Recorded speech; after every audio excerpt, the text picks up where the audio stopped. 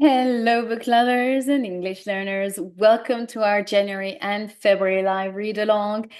I'm Lydie Bureau, I'm an English teacher in France and also the founder of Lydie's Book Club, a book club for learners of English. In this book club, I host live readings and discussion workshops on adaptations of classics of literature and contemporary novels in their original text.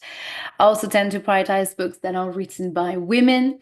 Each month, we read and explore a different book for all levels of English. Each week, I host live reading sessions, live reading sessions, sorry, on Instagram and Zoom for free. And if you want to attend those live readings, you just need to subscribe to Ladies Book Club newsletter, Ladies Book Club's newsletter, and get the free Zoom link. Also, 3 times a month, we meet with the members of the book club in a live discussion workshop via Zoom, this time only on Zoom. And to be part of these discussion workshop, you just need to subscribe to the book club and become a member.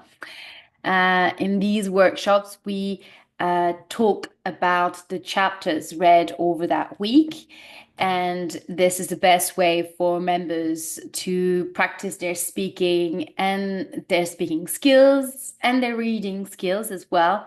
And also develop their critical thinking skills and also reflect on their experiences or their relatives' experiences, and also this is the best way for members to feel part of this community, and feel free to share their thoughts. And also, you will get the chance to decide on the next books to read. So since January, we've been reading this book, It Ends With Us by Colleen Hoover. She is an American author. She's known for her new romance style. And although this one is more like a dark romance. And if you want to know more about Colleen Hoover's work and life, and also about this novel, I invite you to listen to the podcast episode 29 from Reading English podcast. This is the podcast of the book club that I've created along with the book club. And this podcast is available on YouTube and also on Spotify. So you can choose whatever however you want to listen to the content. Hi, thank you for joining the live.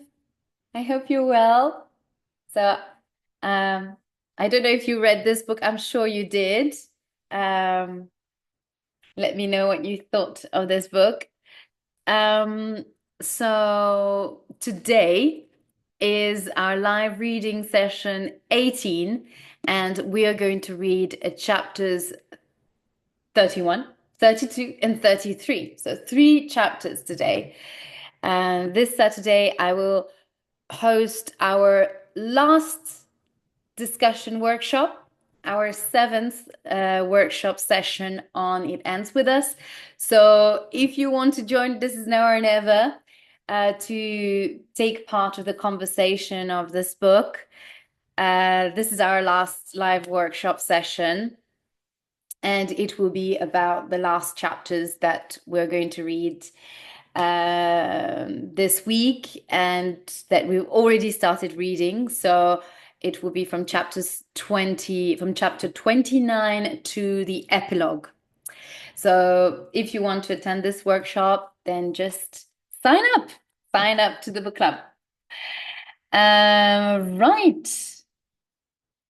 So I'm going to do a quick recap of chapter 29 and 30, the chapters that I've read on Saturday. So Chapter 29. Lily is at Elisa. I've been pronouncing her name wrong, I think. I say Eliza sometimes. So my apologies in advance if I mispronounce Eliza's name. Eliza? Elisa? Elisa's name?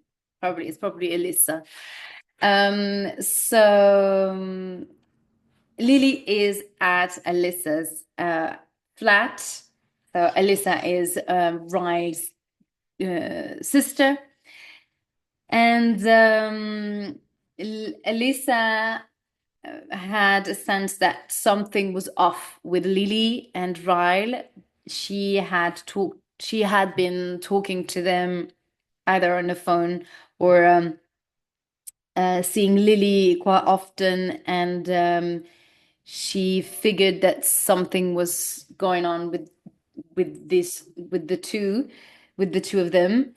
And at some point, Elisa kind of tricked Lily when she talked about the tube, no, the subway system to Lily, and Lily didn't pick up on this. She just she didn't realize that actually there is no subway system in Cambridge. This is a very small city, and there are buses, but there are definitely no subways, or as British call it, the underground or the tube. It's only in London or I wonder, I think maybe Birmingham, some other cities, but I'm not even sure. I think it's only in London that they have the underground. Anyway, so I'm not actually sure. I've visited Birmingham, for example, but I don't recall there was a tube. Glasgow as well. Well, that's Scotland, but Bath, no. Oxford, no. So no, I guess I can't recall. Manchester, I don't know, but I don't think so. I haven't heard. They have the train for sure, but train stations, but no underground. I don't think so. Um. Anyway, so Alyssa then took Lily in the bedroom to have more to have a private conversation because Marshall is in the flat. So she asked Marshall to look after the little girl, Riley, the little baby girl, and she took Lily in her bedroom and asked her what's going on. And eventually, Lily revealed she told her the truth, everything that happened with Ryle, and the fact that she's pregnant, uh, as a small detail to the whole story.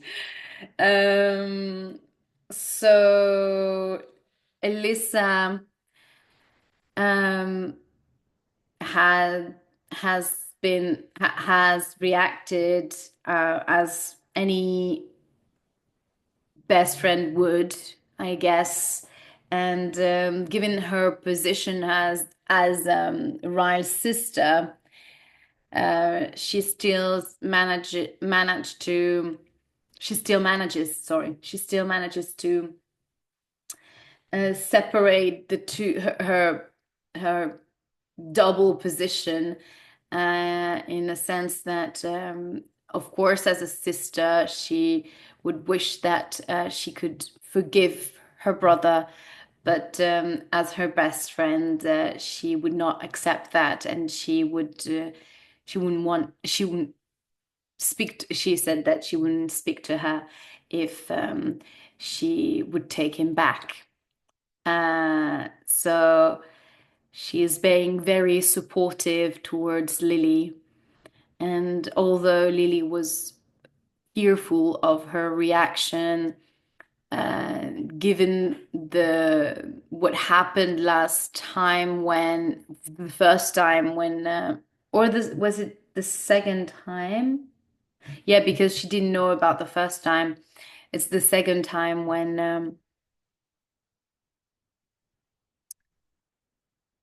when she knew that it was her brother, because the first time Ryle lied and said that Lily had slipped on the floor, but the second time she knew it was her brother who had hit her, and she asked Ryle to tell Lily about his past and about the accident with the brother. Um, and she feared that she would ask her to forgive her brother as well. But she didn't. Luckily, she didn't. So she was comforted and supported instead by Elissa. Chapter 30 now. It's an intense chapter because uh,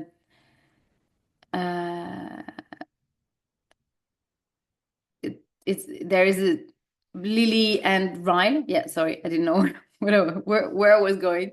So it's a very tense chapter, and there is sort of some sort of closure between Ryle and Lily, because Lily is coming back to her flat, and Ryle is back earlier than he was supposed to, and and she is very anxious and stressed to see him. And they go to the bedroom. Marshall is in the flat because Ryle asked him to come to be there so that Lily will feel safe, which is very thoughtful, I would say. But it doesn't change anything anyway. Uh, but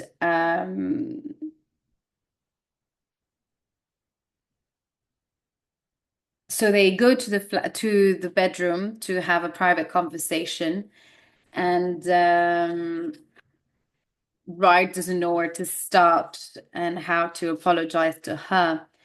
And but the annoying thing, what annoys the most Lily, and that's why she starts to really get angry at him, is that he starts by saying to her that you have no idea how I'm sorry.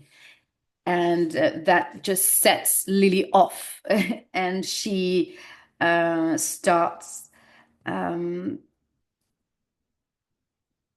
she starts yelling, or really being starting really speaking to him angrily, when she says that, no, you have no idea, Ryan, how I've been feeling these past weeks, and how much pain I've been feeling. So she doesn't let him talk because she has a lot to say to him, and she can't stand him. She can't stand to listen to him at this point, and takes back. We can see she takes back control our to her uh, to her body and to her mental state in a way, and he is control. uh, yeah, she takes back control over him, um, and over his power that he had on her. And she did, I guess, at this point, she sees herself more as an equal than, oh, I feel so lucky to be with a neurosurgeon and to be with this handsome guy. Um, no, this man is violent, is abusive, and I'm not going to let myself hurt again, being hurt again. And she's claiming back her the control of her own body and her state of mind as well, because we can clearly see that she's doesn't accept the fact that he hit her and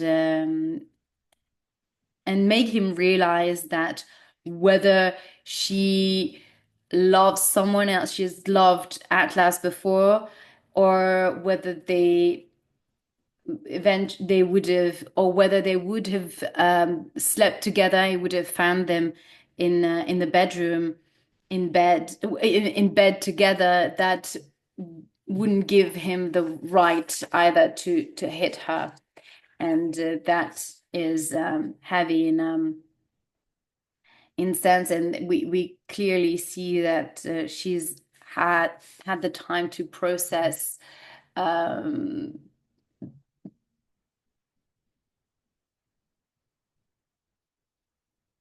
everything that happened with and process um, the over the reaction of Ryle and his way to overreact in a way, and and whether she had the magnet or not, whether she loved Atlas or not, that didn't give him the right to be violent and be abusive towards her.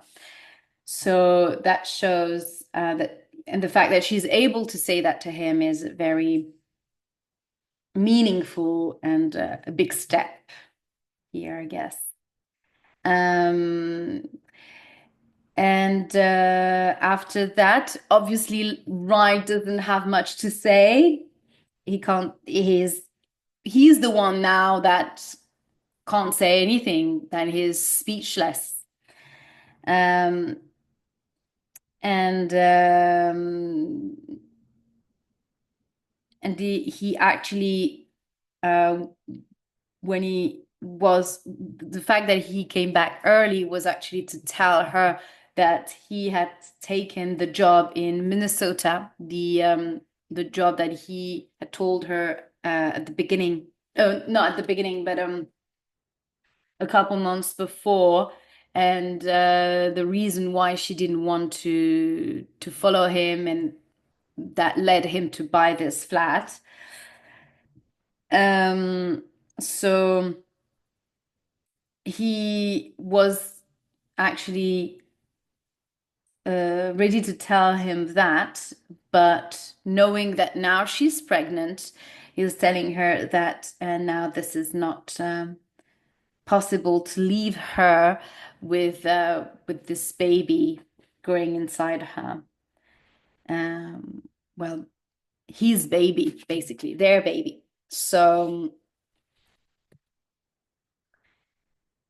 he's reconsidering his decision to leave in the end, and he rather wants to stay close to her. Um, and towards the end of their chat, they start. So when he says that to her, that he doesn't want her to take the baby away from him and to give him this chance, he goes back again to the to the same discourse when he's begging her to love him and to help him. like he did the last time. He starts kissing her, and um, and she's kissing him back. They start kissing basically, and start being intimate. He's crawling on top of her, and she's enjoying it at the beginning. Although she knows that that's not good, that this is really bad for her to let him kiss her, but it feels good at the same time. So they kiss, but then the memories of that night, when he pulled her hair and hit her in the and head butted her head, come back to her memory. And there is the repetition of, I'm transferred back to that night. I'm transferred back to that night 3 times. Um, the author repeats that sentence, and we can clearly visualize that she's having flashbacks of that night, and she freezes. She just freezes. She just freezes, and she doesn't respond to his kisses anymore. And Ryle sensed that. He realized that, and stops. And without telling anything, he knows that she can't kiss him anymore. Although she still loves him. She still loves him in a way, but she doesn't like him anymore, or she doesn't, I guess she can't bear being intimate with him anymore. And that's it. So let's get started with reading of chapter 31. Mom, I miss you. When am I going to see you? I stare at the text. It's been 2 days since Ryle found out I'm pregnant. I know it's time to tell my mother. I'm not nervous about telling her I'm pregnant. The only thing that scares me is discussing my situation with Ryle, with her. Miss you too. I'll come over. I'll come. Oh, sorry. I'll come over tomorrow afternoon. Can you make lasagna? As soon as I close out the text to her, I get another incoming text. Alyssa, come upstairs and eat dinner with us tonight. It's homemade pizza night. I haven't been to Alyssa in a few days, to Alyssa's in a few days, since before Ryan came home. I'm not sure where he's staying, but I assume it's with them. The last thing I want right now is to have to be in the same apartment as him. Who all will be there? Me. Who all will be there? Alyssa. Lily. I wouldn't do that to you. He's working until 8 tomorrow morning. It'll just be the three of us. She knows me well. She knows me. She knows me way too well. I text her back and tell her I'll come over as soon as I finish up with work. What uh, what do babies eat at this age? We're all seated around the table. Riley was asleep when I got here, but I woke up so I could hold her. Elisa didn't mind. She said she didn't want her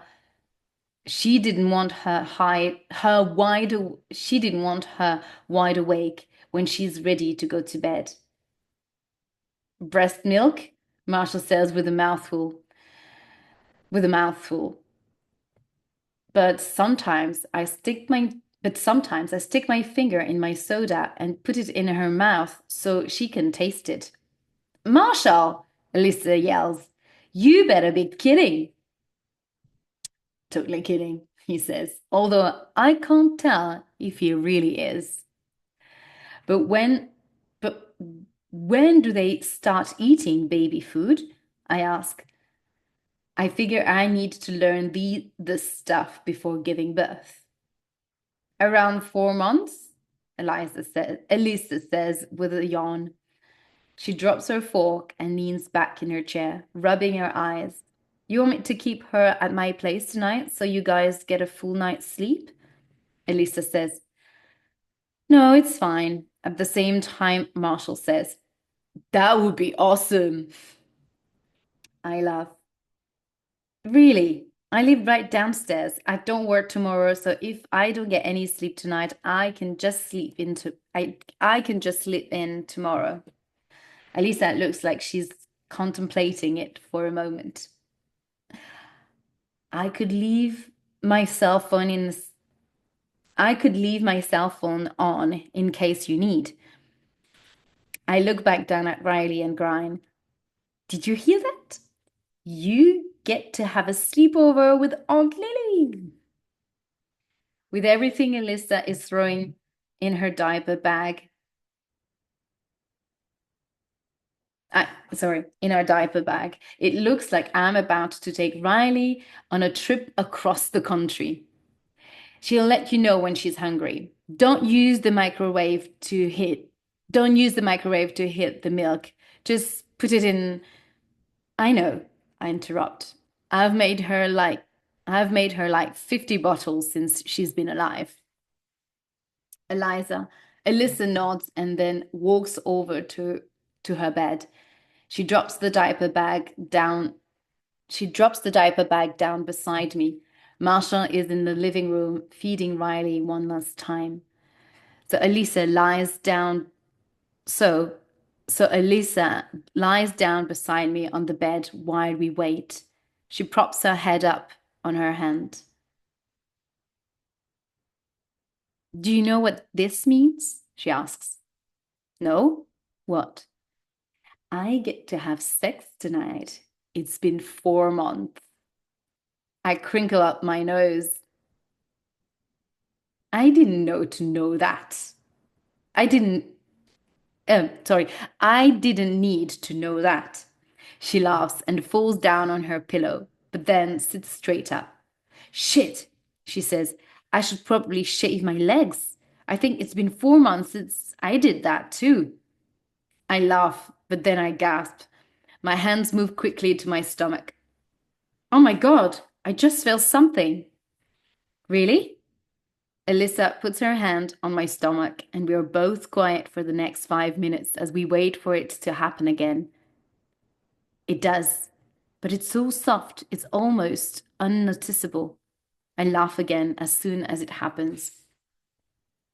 I didn't feel anything, Elisa says, pouting.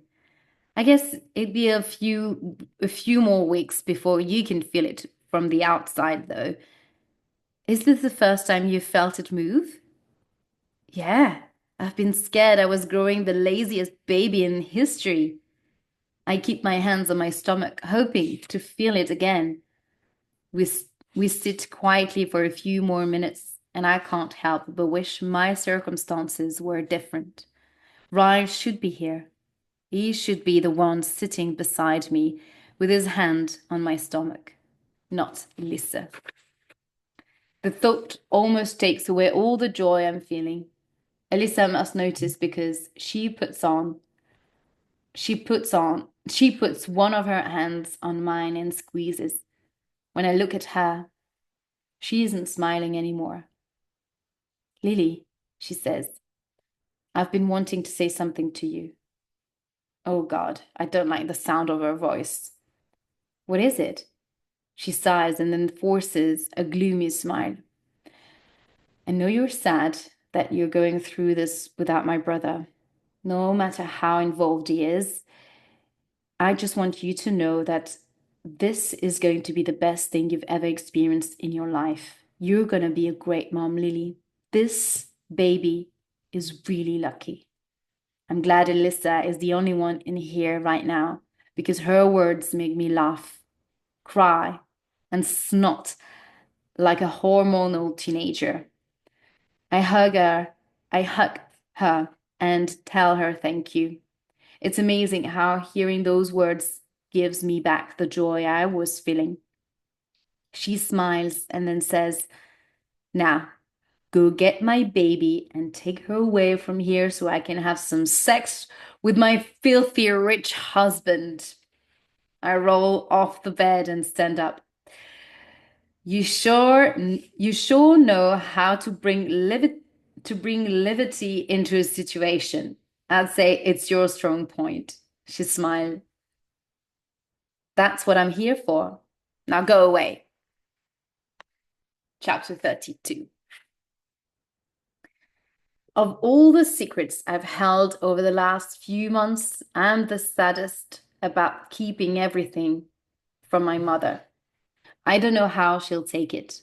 I know she'll be excited about the pregnancy, but I don't know how she'll feel about me and Ryle splitting up.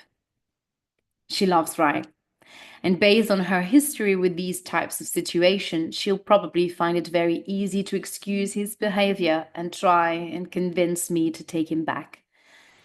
And in all honesty, that's part of the reason I've been stalling this, because I'm scared there is a chance she might be successful. Most days I'm strong. Most days I'm so mad at him that the thought of ever forgiving him is ludicrous. But some days I miss him so much I can't breathe. I miss the fun I had with him. I miss making love to him. I miss missing him. He used to work so many hours that when he would walk in the front door at night, I would rush across the room and jump in his arms because I missed him so much. I even miss how much he loved it when I would do that. It's the not so strong days when I wish my mother knew everything that was going on.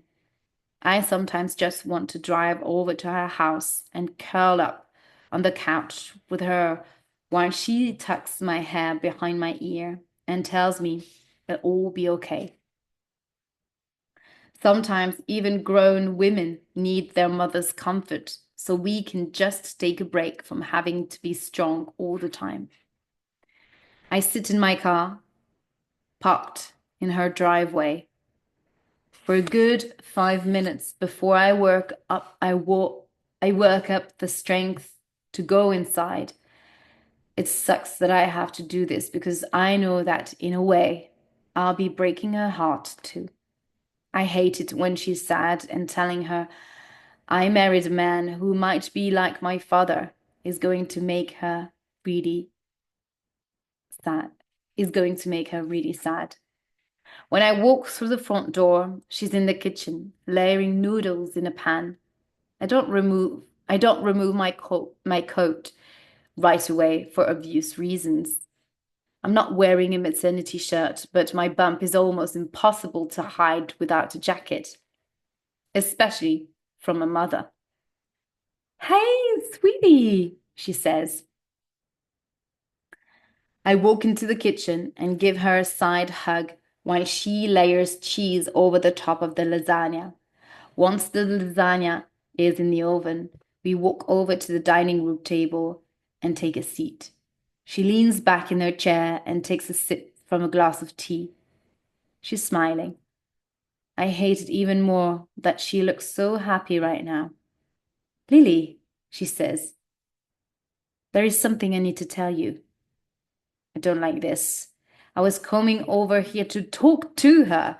I'm not prepared to receive a talk. "What is it?" I ask hesitantly. She grips her glass of tea with both hands. "I'm seeing someone." Ooh.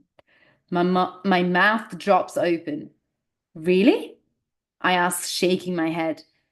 That's, I'm about to say good, but then I grow instantly worried that she's just put herself in a similar situation she was in with my father. She can see the worry on my face, so she grabs my hands in both of hers. "He's good, Lily. He's so good. I promise." Relief washes over me in an instant because I can see she's telling the truth. I can see the happiness in her eyes. Wow, I say, not expecting this at all. I'm happy for you. When can I meet him? Tonight, if you want, she says. I can invite him over to eat with us. I shake my head. No, I whisper. Now's not a good time. Her hands squeeze around mine as soon as she realizes I'm here to tell her something important. I start with the better part of the news first. I stand up and remove my jacket.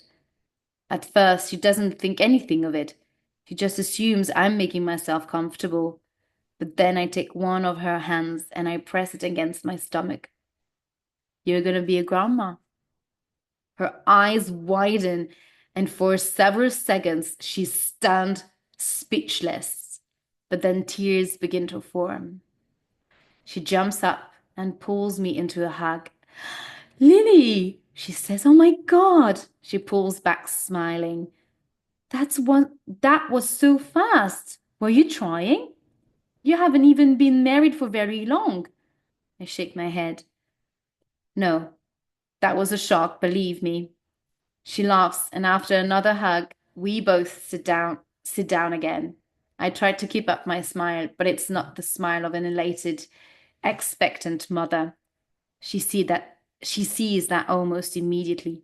She slides a hand over her mouth. Sweetie, she whispers, what's the matter? Until this moment, I've fought to remain strong. I've fought to not feel too sorry for myself when I'm around other people. But sitting here with my mother, I crave weakness. I just want to be able to give up for I just want to be able to give up for a little while. I want her to take over and hug me and tell me it'll all be okay. And for the next 15 minutes, while I cry in her arms, that's exactly what happens. I just stop fighting for myself because I need someone else to do it for me. I spare her most of the details of our relationship, but I do tell her the most important things that he's hurt me on more than one occasion, and I don't know what to do. That I'm scared to have this baby alone, that I'm scared I might make the wrong decision, that I'm scared I'm being too weak, that I should have had him arrested, that I'm scared I'm being too sensitive, and I don't know if I'm overreacting. Basically, I tell her everything I haven't even been brave enough to fully admit to myself. She retrieves some napkins out of the kitchen and comes back to the table. After our eyes are finally dry, she begins to crumple the napkin up between her arms, rolling it over in circles as she stares down at it. Do you want to take him back? She asks. I don't say yes, but I also don't say no. This is the first moment since this has happened that I'm being completely honest. I'm honest to her and to myself. Maybe because she's the only one I know who has been through this. She's the only one I know who would understand the massive amounts of confusion I've been experiencing. I shake my head, but I also shrug. Most of me feels like I'll never be I'll never be able to trust him again. But a huge part of me grieves what I had with him. We were so good together, Mum. The times I spent with him were some of the best moments of my life. And occasionally I feel like maybe I don't want to give that up. I wipe the napkin beneath my eye, soaking up more tears. Sometimes when I'm really missing him, I tell myself that maybe it wasn't that bad. Maybe I could put up with him when he's at his worst, just so that I can have him when he's at its best. She puts her hand on top of mine and rubs her thumb back and forth. I know exactly what you mean, Lily. But the last thing you want to do is lose sight of your limit. Please don't allow that to happen. I have no idea what she means by that. She sees the confusion in my expression, so she squeezes my arm and explains in more detail. We all have a limit, what we're willing to put up with before we break. When I married your father, I knew exactly what my limit was. But slowly, with every incident, my limit was pushed a little more and a little more. The first time your father hit me, he was immediately sorry. He swore it would never happen again. The second time he hit me, he was even more sorry. The third time it happened, it was more than a hit. It was a beating. And every single time I took him back. But the fourth time, it was only a slap. And when that happened, I felt relieved. I remember thinking, at least he didn't beat me this time. This wasn't so bad. It's terrible. She brings the napkin up to her eyes and says, every incident chips away at your limit. Every time you choose to stay, it makes the next time that much harder to leave. Eventually, you lose sight of your limit altogether because you start to think, I've lasted 5 years now. What's five more? She grabs my hands and holds them while I cry. Don't be like me, Lily. I know that you believe he loves you, and I'm sure he does, but he's not loving you the right way. He doesn't love you the way you deserve to be loved. If Ryle truly loves you, he wouldn't allow you to take him back. He would make the decision to leave you himself, so that he knows for a fact he can never hurt you again. He would make the decision to leave you himself. Sorry. He would make the decision to leave you himself, so that he knows for a fact he can never hurt you again. That's the kind of love a woman deserves, Lily. I wish with all my heart that she didn't learn these things from experience. I pull her to me and hug her. For whatever reason, I thought I would have to defend myself to her when I came over here. Not once did I think I would come over here and learn from her. I should know better. I thought my mother was weak in the past, but she's actually one of the strongest women I know. Oh, this is so emotional. Gosh. Uh, Mom, I say, pulling back. Oh, sorry. My eyes. I want to be you when I grow up.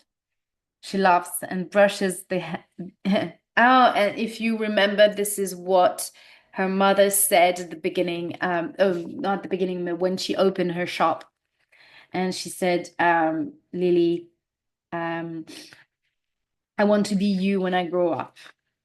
It's beautiful.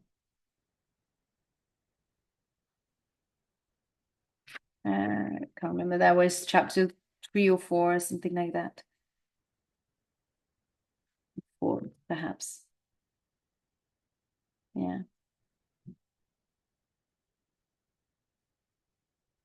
Oh no, actually, maybe 3.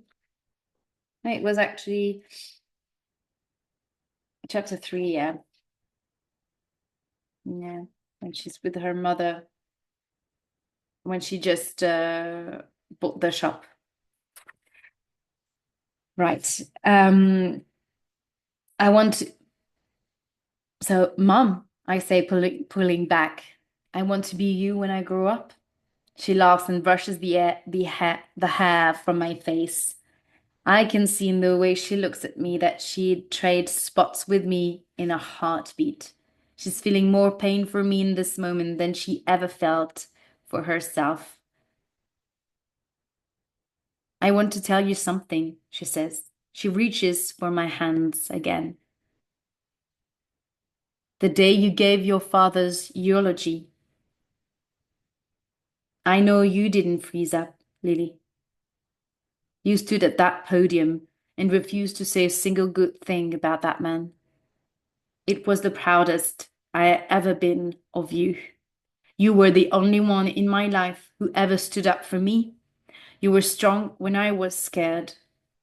A tear falls from her eye when she says, "Be that girl, Lily, brave and bold." Oh my gosh. Here again. Brave and bold. That was. Oh, so that's the end of chapter 32. And we are going to start now chapter 33, our last chapter for today. They are very short at the end.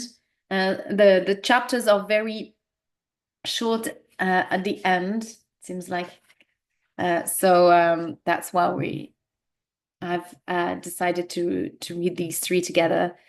Um, so let's read the final one for today. What am I going to do with 3 car seats? I'm sitting on Alyssa's couch, staring at all the stuff. She threw me. Oh, yeah, okay. What am I going to do with 3 car seats? I'm sitting on Alyssa's couch, staring at all the stuff. She threw me a baby shower today. My mother came. Ryle's mother even flew in for it, but she's in the guest room sleeping off her jet lag now. The girls from the floral shop came, and a few friends from my old job. Even even Devin came. It was actually a lot of fun, despite the fact that I've been dreading it for the past several weeks. That's why I told you to start a registry, so none of the gift would be duplicated, Elisa says. I sigh. I guess I can have Mom return hers. She's bought me enough stuff as it is. I stand up and start gathering all the gifts. Marshall already said he'd help me carry them down to my apartment. So Alyssa helps me throw everything inside trash bags. I hold I hold them open while she picks everything up from the floor. I'm almost 30 weeks pregnant now, so she doesn't get the easier job of holding open. So she doesn't get the easier job of holding open the trash. We have everything bagged up, and Marshall is on his second trip down to my apartment when I open Alyssa's front door, prepared to drag a trash bag full of gifts to the elevator. What I'm what I'm not prepared for is Rye, who is standing on the other side of the door looking back at me. We both look equally as shocked to see each other, considering we haven't spoken since our fight 3 months ago. This encounter was bound to happen, though. I can't be best friends with my husband's sister and live in the same building as him without eventually running into him. I'm sure he knew I was having the shower today since his mother flew in for it. But he still looks a little surprised when he sees all the stuff behind me.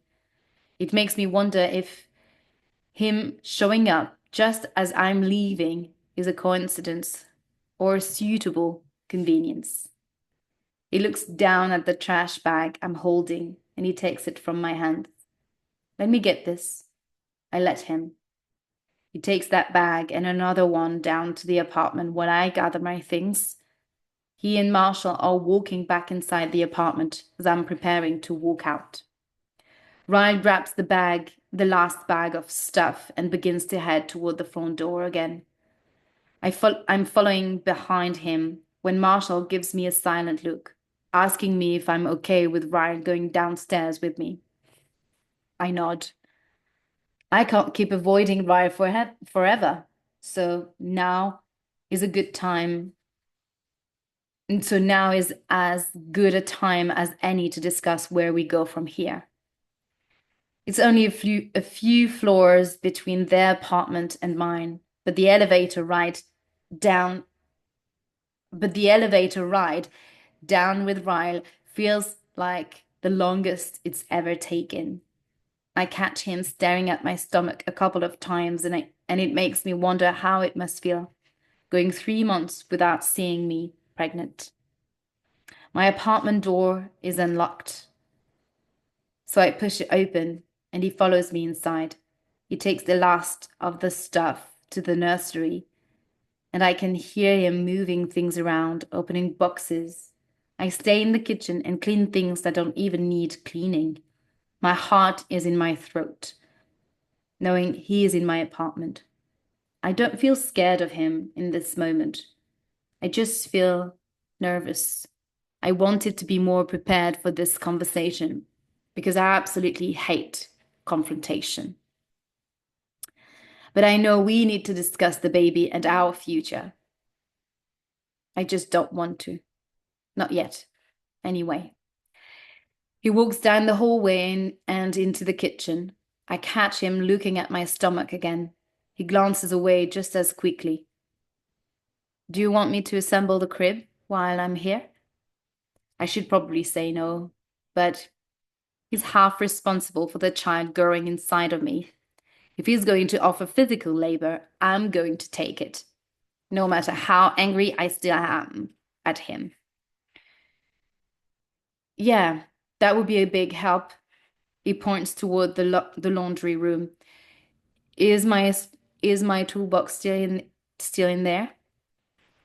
A nod, and he heads toward the laundry room. I open the refrigerator and face it so I don't have to watch him walk back through the kitchen. When he's finally in the nursery again, I close the refrigerator and press my forehead against it as I grip the handle. I breathe in and out as I try to process everything that's happening inside of me right now. He looks really good. It's been so long since I've seen him. I forgot how beautiful he is. I have an urge to run down the hallway and jump into his arms. I want to feel his mouth on mine. I want to hear him tell me how much he loves me. I want him to lie down next to me and put his hand on my stomach, like I've imagined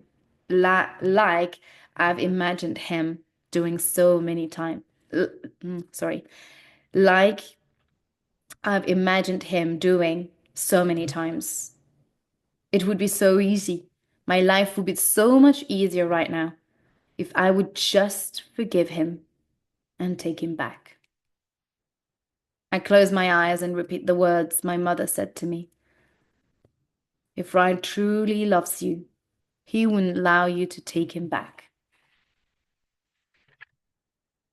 That reminder is the only thing that prevents me from running down the hallway. I keep myself busy in the kitchen for the next hour as he remains in the nursery. I eventually have to walk past it to grab my phone charger from my room. On my way back down the hallway, I pause at the door of the nursery. The crib is assembled. He even put the bedding on. He's standing over it, gripping the railing, staring inside the empty crib. He's so quiet and still. He looks like a statue. He's lost in thought and doesn't even notice me standing outside the doorway. It makes me wonder where his mind was wandered. It makes me wonder where his mind has wandered. Is he thinking about the baby? The child he won't even be living with when it sleeps in that very crib? Until this moment, I wasn't sure if he even wanted to be a part of the baby's life, but the look on his face proves to me that he does. I've never seen so much sadness in one expression, and I'm not even facing him straight on. I feel like the sadness he's feeling in this moment has absolutely nothing to do with me, and everything to do with thoughts of his child. He glances up and sees me standing in the doorway. He pushes off the crib and shakes himself out of his trance. Finished, he says, waving a hand toward the crib. He begins putting his tools back inside the tool case. Is there anything else you need while I'm here? I shake my head as I walk over to the crib and admire it. Since I don't know if it's a boy or a girl, I decided to go with a nature theme. The bedding set is tan and green, with pictures of plants and trees all over it. It matches the curtains and will eventually match a mural I plan to paint in the wall at some point. I also plan to fill the nursery with a few live plants from the shop. I can't help but smile, finally seeing it all starts to come together. He even put up the mobile. I reach up and turn it on, and Brahms' lullaby begins to play. I stare at it as it makes a full spin, and then I glance back at Ryle. He's standing a few feet away, just watching me. As I stare back at him, I think about how easy it is for humans to make judgments when they're standing on the outside of a situation. I spent years judging my mother's situation. It's easy when we're on the outside to believe that we would walk away without a second thought if a person mistreated us. It's easy to say we couldn't continue to love someone who mistreats us when we aren't the ones feeling the love of that person. When you experience it firsthand, it isn't so easy to hate the person who mistreats you when most of the time they're your godsend. Ryle's eyes gain a little bit of hope, and I hate that he can see that my walls are temporarily lowered. He begins to take a slow step toward me. I know he's about to pull me to him and hug me, so I take a quick step away from him. And just like that, the wall is back up between us, allowing him back inside this apartment. Oh, sorry. And just like that, the wall is back up between us. Allowing him back inside this apartment was a huge step for me in itself. He needs to realize that. He hides whatever rejection he's feeling with a stoic expression. He tucks the toolbox under his arm and then grabs the box the crib came in. It's filled with all the trash from everything he opened and put together. I'll take this to the dumpster, he says, walking toward the door. If you need help with anything else, just let me know, okay? I nod and somehow mute her. Thank you. When I hear the front door close, I turn back and face the crib. My eyes fill with tears, and not for myself this time. Not for the baby. I cry for Ryle, because even though he's responsible for the situation he's in, I know how sad he is about it. And when you love someone, seeing them sad also makes you sad. Neither of us brought up our separation or even a chance. Neither of us brought up our separation or even a chance at reconciliation. We didn't even talk about what's going to happen when this baby is born in 10 weeks. I'm just not ready for that conversation yet. And the least he can do for me right now is show me patience. The patience he still owes me from all the times he had none. Right? That's the end of chapter 3. um, yeah, this is tough. This is tough time for both of them. And it's sad. It's just the real truth, the real the reality of life. And although this book is can be considered as a romance, but it's really it's it's not so dark, but because of course what happens is tragic, but it's just real life at this point. Although some aspects were very romanticized and a bit cliche uh, at the beginning of their relationship, um, what some scenes um, could be considered as as cliche, but here is it's very down to earth top well feelings and um, beautifully written. So it kinds of erase um, the cheesy parts that happened at the beginning of the novel. So it all makes sense why this novel has been a bestseller. It's just, I guess, from all the other new romance genre, it's really special. It's really different from the other books in that category. That one is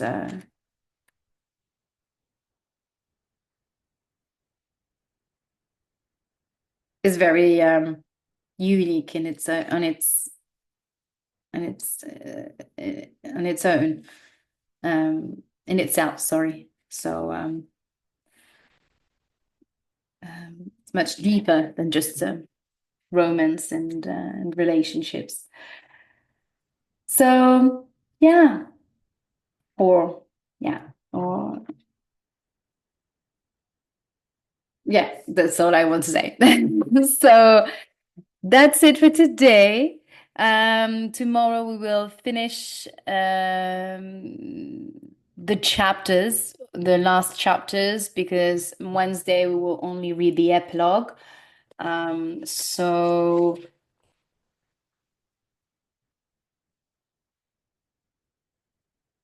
and the epilogue will be quite short. So yeah, like so that's it.